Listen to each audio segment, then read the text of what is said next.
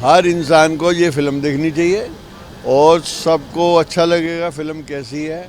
और जलियांवाला बाग के बारे में आज के स्टूडेंट को नहीं पता लगता है, उनको भी पता लगेगा कि आज का स्टूडेंट को जलियांवाला बाग में हिंदुस्तानियों को क्या क्या हुआ था। Nice movie, nice movie. 2 hour 15 minutes की मूवी है, एंगेजिंग है, कोर्ट रूम ड्रामा है।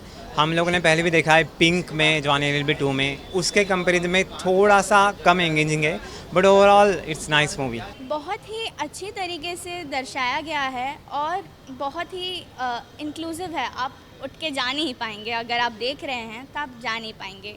अगर आपने अगर अपनी स्टोरीज पढ़ी है हिस्ट्री में तो फिर आप सही में नहीं जा पाएंगे। केसरी शब्द ना हमारे शौर्य का प्रतीक है, हमारे बलिदान का प्रतीक है, तो मुझे तो गर्व होता है कि यार इस नाम को ना अक्षय कुमार ने डुबोया नहीं।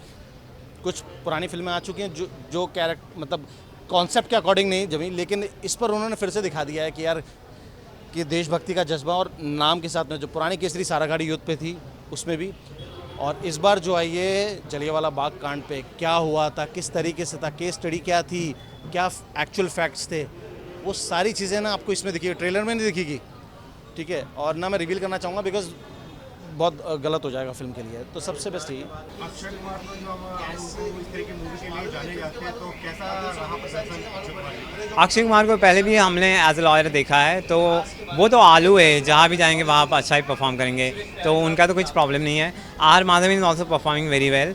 Ananya Pandey for a change is doing well. उनको एक सीन दिया है, उसमें बहुत निखर कर आई है वो। Only the problem is Ananya Pandey, हम सबको पता है कि वो पनवती है, क्योंकि जिस मूवी में जाती है उस मूवी को फ्लॉप कर देती है। बस उनका जो पनवतीनेस है वो इसमें ना आए। देखिए, आर माधवन का नेगेटिव रोल है, बट वो अपने रोल में छा गए क्योंकि वो बहुत ही शिद्दत से अपना रोल हमेशा निभाते हैं। और ये एक हिस्टोरिकल कोर्ट रूम ड्रामा है, तो अक्षय कुमार भी as always he is impeccable in his role. But उसके साथ साथ अनन्या पांडे के रोल में बहुत ठहराव है। वो आज तक गॉर्जियस रोल्स ही करती आई हैं, बट उन्होंने उनके रोल में यू विल बी इम्प्रेस्ड, आपको लगेगा कि अनन्या पांडे हैं, तो शी इज़ वेरी इम्प्रेसिव। बहुत ही ठहराव है उनके रोल में, and I think she should pick up more roles like this. R Madhavan साहब की जब एंट्री होती है वो एकदम एनर्जेटिक होती है देखा जाए तो, क्योंकि हमें ऐसा लगता है कि जैसे एक हीरो के सामने एक विलेन आता है। उन्होंने अपने कैरेक्टर के साथ इंसाफ किया है, बहुत अच्छे लगे उनके साथ आने के। अनन्या पांडे कुछ लुक में बहुत अच्छी लगी हैं, उन्हें ऐसा लगा देखने के बाद कि ये इंडियन है ही नहीं, फॉरेनर लग रही हैं उसमें, तो एज ए लुक उनका बहुत अच्छा आया है। और रही बात एज ए एक्टिंग की, तो सभी एक्टरों ने बहुत अच्छा काम किया है, इसमें कोई मतलब नहीं। कोर्ट रूम में दोनों एक से बढ़कर एक है। अनन्या अक्षय कुमार को सब प्रूफ ला के देती है, मेहनत बहुत करती है। माधवन का नेगेटिव रोल है, खिलाफ का है, लेकिन फिर भी उसका पॉइंट्स और प्रोड्यूस करने का तरीका, इसको नीचा दिखाने का तरीका बहुत लाजवाब है। आर माधवन की तो बात ही रही, वो उसका कमाल का एक्टिंग किया उसने। अक्षय कुमार भी अच्छा किया है, सबने अपना अपना काम अच्छा किया है। अनन्या पांडे की अच्छी लुक है, उसे लग नहीं रही कि वो तो फॉरेन की तरह लग रही है, लेकिन जो कहानी है वो उतना। तीनों ने बहुत ही कमाल रोल निभाया है, बहुत ही इम्पैक्टफुल एक्टिंग थी। Be it R Madhavan sir, Akshay Kumar sir, they were incredible. उनका रोल बहुत ही अच्छा लगा, and the lawsuit and everything with the British Raj, it was good. Performances की बात करी जाए तो परफॉर्मेंसेस में अक्षय कुमार तो यार कमाल ही है। वो अपनी नेचुरल एक्टिंग से हमेशा ही गदगद कर देते हैं। और जहाँ तक अब लास्ट टाइम स्काई फोर्स आई थी जो 24 जनवरी को रिलीज़ थी, बट लोगों ने बेइंसाफ़ी करी इतनी अच्छी फिल्म के साथ भी, उसे एवरेज बिलो एवरेज ये करार दिया गया है। एनीवे, इस वक्त आशा है कि ये फिल्म देखने के लिए आए हैं आप लोग, और क्योंकि फिल्म लास्ट में निशब्द कर देगी आपको, और निशब्द का एक रीज़न भी है कि हम लोगों को उसे भेड़ बकरियों की तरह उसमें इस्तेमाल किया गया है। अक्षय कुमार को हम जूनियर मनोज कुमार बोल सकते हैं, क्योंकि उसकी जितनी भी देशभक्ति की पिक्चर आई है बहुत चली है, ये उसका कमबैक बोल सकते हैं उसका। और माधवन का रोल भी बहुत अच्छा है, बेहतरीन है, सपोर्टिंग रोल है। और अनन्या ग्लैमर छोड़ के ऐसे रोल में आई है। सॉन्ग्स फंक्शनिंग है, कोई भी सॉन्ग ऐसा नहीं है कि जो जिसे हम याद करें, बट या मीन्स मूवी को आगे लेके जाते हैं, बैकग्राउंड में चलते हैं। देखिए, इसमें भी जो शाश्वत सचदेव है वो नेशनल अवार्ड मिला है उनको यूरी मूवी के लिए, तो उनका म्यूज़िक बहुत ही अच्छा है। चाहे वो कितने चलिया साइयाँ और एक और सॉन्ग है, बहुत अच्छे लगे मुझे सॉन्ग्स उनके। कार्तिक सिंह त्यागी जी का डायरेक्शन है तो यार में कैसा रहेगा? engaging, very very very engaging. Even though if you have popcorn in your hand, तो वो पॉपकॉर्न ये आप खा नहीं सकते बिकॉज आप एक्साइट रहते हो कि आगे क्या होगा। जालियनवाला बाग के जितने भी मिथ्स थे वो सारे क्लियर हो जाते हैं अगर आप इस मूवी को देखोगे तो। बहुत ही रिसर्च करके बहुत ही अच्छी तरीके से मूवी बनाई। ओनली द प्रॉब्लम इज़ ये मूवी जो है वो ऐसे कहीं लगता है कि क्लास ऑडियंस के लिए है, ये मास ऑडियंस के लिए नहीं है, क्योंकि मोस्ट ऑफ द डायलॉग जो है वो इंग्लिश में, उन्होंने हिंदी में ट्राई करने की बहुत कोशिश की है, लेकिन जो पेपर की हेडिंग्स आती है दैट इज़ इन इंग्लिश, या फिर डायलॉग जो है तो those are all are in English. तो ये क्लास ऑडियंस के लिए ही फिल्म है। डायरेक्शन अच्छा है। देखिए जो पिक्चर चल रही है उसमें अचानक टर्न लेता है तो लिख देता है फ्यू डेज अर्लियर, उसके पहले क्या क्या हुआ वो दिखाते हैं। वो डायरेक्शन बहुत अच्छा है जी। स्टार्टिंग का जो पार्ट है ना वही फिल्म की प्लस पॉइंट है मेरे हिसाब से, क्योंकि जलियांवाला बाग में जो भी हुआ है हम लोगों को नहीं मालूम। अगर वो चीज़ देखनी है आपको तो फिल्म को देखने के लिए थिएटर में आना ही पड़ेगा। बहुत अच्छी तरह से दिखाया गया है और बहुत दुखदायक सीन था, जब हम देखते हैं तो हमारी आंखें नम हो जाती हैं कि इस तरह से भेड़ बकरियों की तरह लोगों को मारा गया है। और इसमें जो लास्ट में दिखाया गया है कि अंग्रेज़ों को इस बात का बिल्कुल भी दर्द नहीं होता है कि हमने इतने लोगों को इतना बेरहमी के साथ मारा है।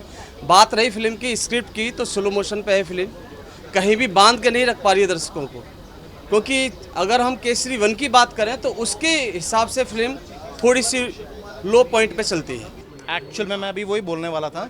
अक्षय कुमार ने बोला, मैंने अपनी फेसबुक स्टोरी पे भी लगाया कि अगर कोई फिल्म देखने जाए ना तो पूरी स्टार्टिंग से ही देखना, अदरवाइज़ तुम मिस कर दोगे वो चीज़, ठीक है। तो वो 10 मिनट का जो है ना जलियांवाला बाग कांड जो होता है, ठीक है, जो जेनोसाइड है वो, उसको आप देखे बिना मत रहना यार, क्योंकि वही फिल्म के अंदर में आपको लास्ट तक याद रहेगा। जब वो सारे जितने भी सीन्स आएंगे पूरी लास्ट के क्लाइमैक्स तक जो एक एक चीज़ बताई जाएगी, किस तरीके से परसेप्शंस बीच बीच में चेंजेस होते हैं। जब आर माधवन की एंट्री होती है तो पर्सपेक्टिव किस तरीके से चेंज किए जाते हैं दिमाग की, मतलब लोगों की सोच में, उसको किस तरीके से, मतलब मैं फिल्म देख के बहुत शॉक्ड हूँ कि इन चीज़ों के बारे में कोई जिक्र ही नहीं है। अगर आप कहीं बुक्स और कॉलेज और स्कूल्स की बुक्स में तो है ही नहीं। हाँ, आप किसी लाइब्रेरी में जाते हो जहाँ, तो उसके बारे में शायद थोड़ी डिटेलिंग होगी जो कि डायरेक्टर्स और राइटर्स ने निकाली। एंड सबसे बड़ा थैंक्स तो करना चाहूँगा अक्षय कुमार को कि उन्होंने सब्जेक्ट को चुना। काश किसी छोटे एक्टर के साथ आती तो इतनी ज़्यादा वो नहीं हो पाती, जैसे कि रणदीप हुड्डा के साथ आई थी जो सावरकर फिल्म, वो इतनी ज़्यादा लगी नहीं। लेकिन अक्षय कुमार के साथ में तो कहीं ना कहीं लगता है कि फिर से देशभक्ति का जज्बा जागेगा, लोग फिर से आएंगे थिएटर में देखने के लिए। वो फर्स्ट 10 मिनट्स तो जलियांवाला बाग का इंसिडेंट ही दिखाया गया था कि किस तरीके से लोगों को उधर इकट्ठा करके, किस तरह से मिसलीड करके, उनका मिसयूज़ करके उनको मार दिया गया था। वो बच्चा हो, एक औरत हो, एक बूढ़ी हो, बूढ़ा, कोई भी जो आम आदमी था जिसको इतने गंदी तरीके से मार दिया गया था, इट वॉज दैट बैड। दर्शकों को इसलिए फिल्म देखने आना चाहिए क्योंकि अगर केसरी पार्ट 1 आपने देखा है तो उसके साथ इसको जॉइंट देखने के लिए आपको आना चाहिए, जबकि उससे कहीं ना कहीं ये कंपेयरिंग नहीं करती है फिल्म, क्योंकि वो फिल्म अलग चली जाती है और ये फिल्म अलग चली जाती है। स्टोरी थोड़ी सी अलग हटके है इसमें, और आने की वजह है अक्षय कुमार। मैं भी अगर आया हूँ तो अक्षय जी के लिए आया हूँ, और इसका प्लस पॉइंट आर माधवन साहब, क्योंकि जब पोस्टर में देखा जाता है ना तो दोनों ही गुड लुकिंग लग रहे हैं इसके अंदर। और मैंने जब पोस्टर देखा था तो उसमें 3 ही कैरेक्टर ऐसे थे जिसमें अनन्या पांडे साहब और अपना आर माधवन साहब, अक्षय कुमार। फिल्म देखने आप ज़रूर आइए, मगर इतना समझ के चलिए कि फिल्म का जो पोर्शंस है वो बांध के नहीं रख पाएगा। कहीं ना कहीं लोग इंटरवल में भी जा रहे हैं छोड़ के, क्योंकि स्लो मोशन पे स्टोरी जा रही है। मेरे हिसाब से 2.5 से 3 स्टार मैं दूंगा। 2.5 स्टार स्क्रिप्ट के लिए और 3 स्टार अक्षय कुमार के लिए। और रही बात अगर आप जाट के कंपेयरिंग में से लाते हैं तो अभी भी जाट भारी पड़ेगी, इस हफ्ते भी जाट भारी पड़ेगी मेरे हिसाब से। बहुत ही हार्ड हिटिंग नैरेटिव है, उस वहाँ की जलियांवाला बाग की सच्चाई को बाहर लाए हैं। और डायलॉग्स भी, जैसे जो अदालतें हैं उनमें मतलब हार और जीत नहीं बल्कि झूठ और सच का फैसला होना चाहिए, इस तरह के बहुत ही पावरफुल डायलॉग्स हैं। तो गूसबम्स आएंगे बहुत ही, मतलब there was a huge round of applause, हर डायलॉग्स पे तालियां बज रही थी। और मतलब बहुत सेकेंड हाफ में बहुत अलग ही लेवल में चली जाती है मूवी। वही है जलियांवाला बाग का जो इंसिडेंट है वो दिखाया गया है। And I am definitely going to watch the movie 1 more time, क्योंकि सेकेंड हाफ तो किसी और ही लेवल पे चली जाती है, क्योंकि सिनेमेटोग्राफी बहुत ही बढ़िया है देबुजीत रे की, एडिटिंग शार्प है बिल्कुल, 2.25 घंटे की मूवी है नितिन बैद की, और उसके साथ साथ म्यूज़िक बहुत अच्छा है शाश्वत सचदेव का। देखना चाहिए जालियनवाला बाग। हम लोगों ने बहुत सारे सुना, बहुत मतलब बीट्स एंड पीसेस में हमारे पास इन्फॉर्मेशन है, तो वो पूरी इन्फॉर्मेशन आपको यहाँ पे मिल जाएगी। डिफरेंस देखिए, चैप्टर 1 अलग टाइप की मूवी थी, उससे इसको कोई लेना देना नहीं है। ये नाम चैप्टर 2 दिया है खाली। ये जलियांवाला बाग जो आज से 106 साल पहले घटना घटी थी, जनरल डायर ने शूट एट साइट का ऑर्डर दिया था, तो उसके ऊपर बेस है। और हम लोग पर कितना अत्याचार हुआ था हम लोग बचपन में पढ़े थे, आज तो शायद पता नहीं वो सिलेबस में है या नहीं। तो एटलीस्ट ये सब मूवी बनने से नए जनरेशन को पता तो चले कि क्या हुआ था। मास्टरपीस है तो 5 आउट ऑफ 5 स्टार्स, क्योंकि पहले हाफ में तो आप जैसे जैसे बिल्डअप होता है कोर्ट रूम का, आप देखते जाते हैं दिल दहलाने वाले सीन्स, बट आज 106th एनिवर्सरी और इससे बड़ी श्रद्धांजलि नहीं हो सकती, और मुझे लगता है कि ये मूवी हर इंडियन को देखनी चाहिए। जलियांवाला बाग की सच्चाई क्या है वो देखनी चाहिए, तो डेफिनेटली इट्स अ मास्टरपीस। मैं 5 में से 4 स्टार दूंगा। 5 इसलिए नहीं दूंगा क्योंकि इंटरटेनमेंट नहीं है, ये मगज को माने सेंसिटिवनेस है, और दूसरा के थोड़ा सा मार्मिक सीन भी है, इसलिए एडल्ट भी है, तो बच्चे लोग आएंगे नहीं, तो थोड़ा वो भी फ़र्क तो पड़ेगा। मैं तो 5 में से 5 ही देना चाहूँगा। वो इस वजह से कि फिल्म जब शुरू होती है, जलियांवाला बाग कांड जो हुआ था, हमें लगा शायद लास्ट में दिखाएंगे उसकी क्या हुआ था क्या नहीं हुआ था, बट इन्होंने स्टार्टिंग में ही रिवील कर दिया। दूसरी चीज़, फिल्म के अंदर जो तेरी मिट्टी वाला सॉन्ग आता है, जो पुरानी फिल्म वाला ही था, और क्योंकि उससे अच्छा सॉन्ग कोई बन ही नहीं पाया अभी तक, जिसको नेशनल अवार्ड मिला था, फिल्म फेयर वालों ने नकार दिया था उस सॉन्ग को, नेशनल अवार्ड मिला था उस सॉन्ग को।